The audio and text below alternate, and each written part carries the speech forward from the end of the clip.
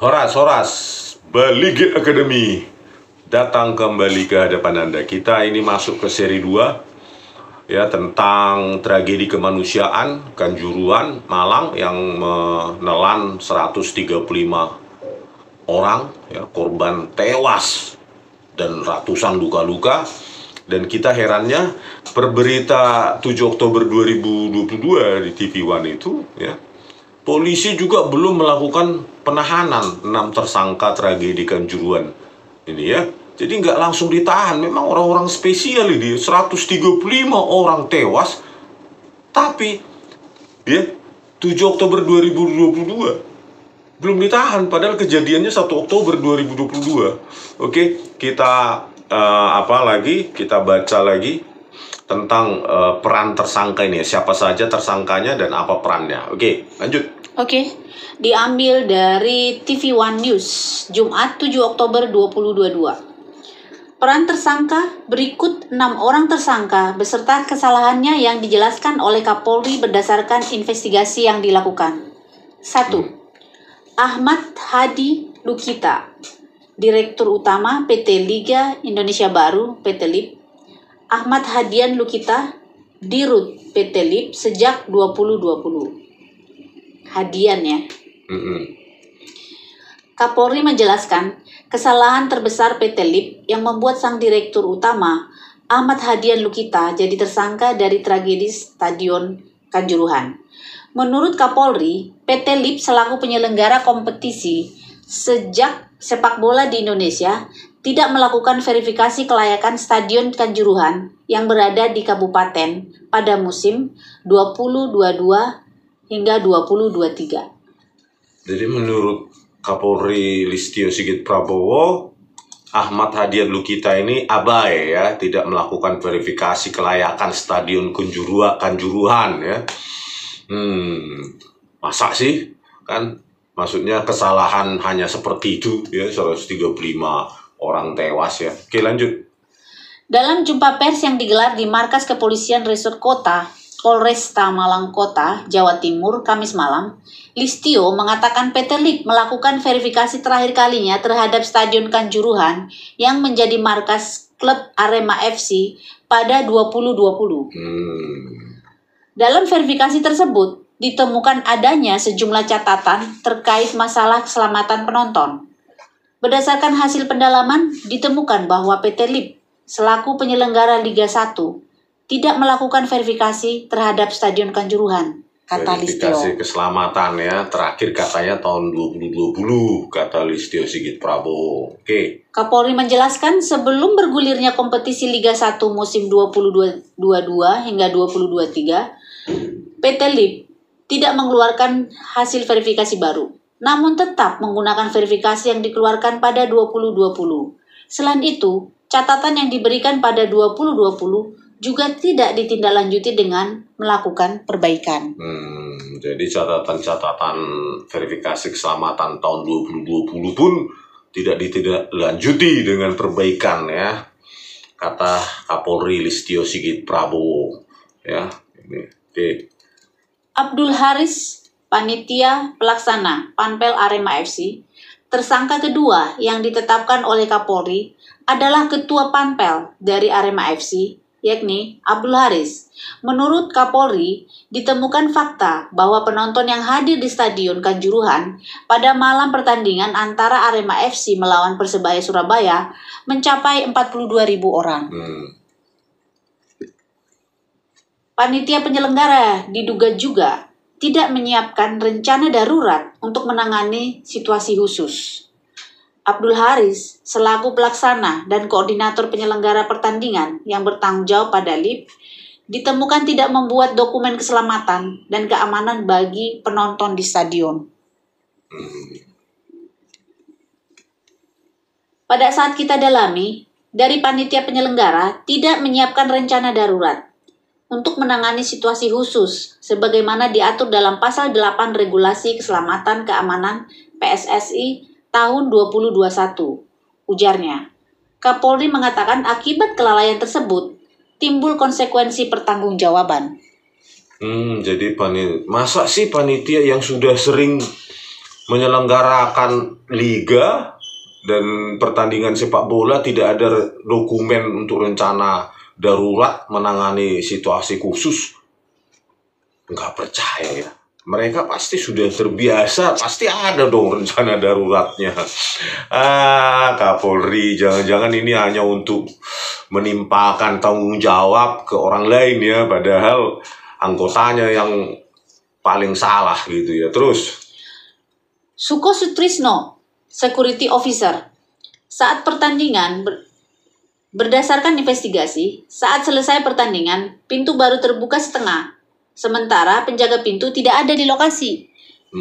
Suko Sutrisno ini penjaga pintu. Tetapi pintunya terbuka setengah saat pertandingan selesai. Terus penjaga pintu tidak ada di lokasi. Nah, ini statement ini berasal dari Suko Sutrisno pengakuan saja, atau dipaksa mengaku, atau berdasarkan rekaman CCTV yang ada di stadion. Kan begitu ini pertanyaannya kan. Jangan sampai nanti Suko Sutrisno ini ya, security officer, ditumbalkan ya untuk menanggung kesalahan orang lain ya. Apa benar ya pertandingan selesai, pintunya baru terbuka setengah dan dia tidak ada di lokasi? Ini berdasarkan statement Suko Sutrisno atau berdasarkan rekaman CCTV ya. Padahal di seri 1 kita sudah ungkapkan ya bahwa dari penemuan TGIPF ya, tim gabungan independen pencari fakta pimpinan Mahfud MD ya mengatakan di situ temuannya ya, ada upaya kepolisian untuk mengganti rekaman CCTV. Bayangkan, kan bahaya ini institusi negara yang melakukan seperti ini ya, yang dibayar pajak 114 triliun ya, bukan mencari kebenaran tapi berupaya untuk membelokkan kebenaran itu. Tapi sayangnya kepolisian atau oknum polisi yang melakukan itu tidak ditindaklanjuti ya oleh Pak Mahfud MD. Terus, padahal berdasarkan aturan, penjaga pintu atau steward tidak boleh meninggalkan gerbang hingga semua penonton meninggalkan stadion. SS selaku security officer, maksudnya Suko Sutrisno selaku security officer, tidak membuat dokumen penilaian risiko. Bertanggung jawab untuk dokumen penilaian risiko untuk semua pertandingan. Masa sih, sekali lagi saya curiga ya, masa sih sering melakukan menyelenggarakan pertandingan tidak ada dokumen penilaian resiko? Itu sudah berapa puluh atau berapa ratus atau bahkan berapa ribu kali ya pertandingan itu ada di Stadion Kanjuruhan itu ya. Ini jangan-jangan untuk menimpakan kesalahan ke orang-orang ini ya. Terus, dan juga memerintahkan steward untuk meninggalkan pintu gerbang pada saat terjadi insiden, tuturnya. Menurut Kapolri, pintu gerbang ditinggal dalam kondisi pintu terbuka masih separuh. Itulah yang menyebabkan penonton berdesak-desakan. Makanya, sekali lagi, statement Kapolri Listio Sigit Prabowo ini didukung apa gitu loh. Di backup oleh rekaman CCTV, kesaksian orang lain, atau security officer ini sendiri gitu loh ya. Kalau berdasarkan kesaksian kan ini bisa menipu, manipulatif, berbohong, apapun motifnya ya. Tetapi apakah benar ada rekaman CCTV ke arah pintu-pintu itu? Pasti ada kan rekaman itu, kecuali dirusak seperti kasus Sambo, dihancurkan, dikaburkan seperti kasus Jessica Wongso, dianggap override seperti di kasus Afif Maulana, Sumbar, Sumatera Barat ya, Irjen Suaryono Kapoldanya dengan gampang video CCTV di Polsek Kuranji override, terhapus otomatis tanpa bukti ilmiah. Nah, sekarang ini statement Kapolri ini didukung apa ya? Gitu loh. Apakah didukung rekaman CCTV? Apakah rekaman CCTV itu otentik? Karena penemuan TGIPF ya, kepolisian berupaya untuk mengganti rekaman CCTV. Jangan-jangan itu direkonstruksi ulang kan gitu ya. Oke, lanjut. 4. Kabak Ops Polres Malang, Kompol Wahyu Setio Pranoto.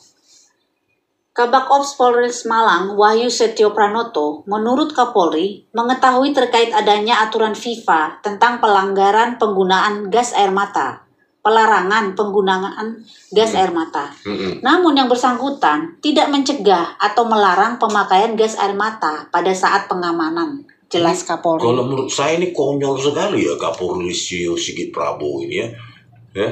Harusnya yang disalahkan yang lebih atas lagi lah. Kapolda Jatim itu harusnya ini yang paling bertanggung jawab gitu loh. Tapi nggak diapa-apain ya.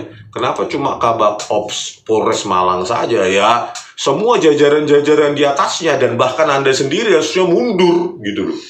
Ya, Listio Sigit Prabowo, bayangkan 135 orang tewas, ratusan luka-luka ya. Anda masih aja nggak tahu malu berada di posisi itu. Artinya apa? Ya, harusnya komandan tertinggi itu mengambil tanggung jawab.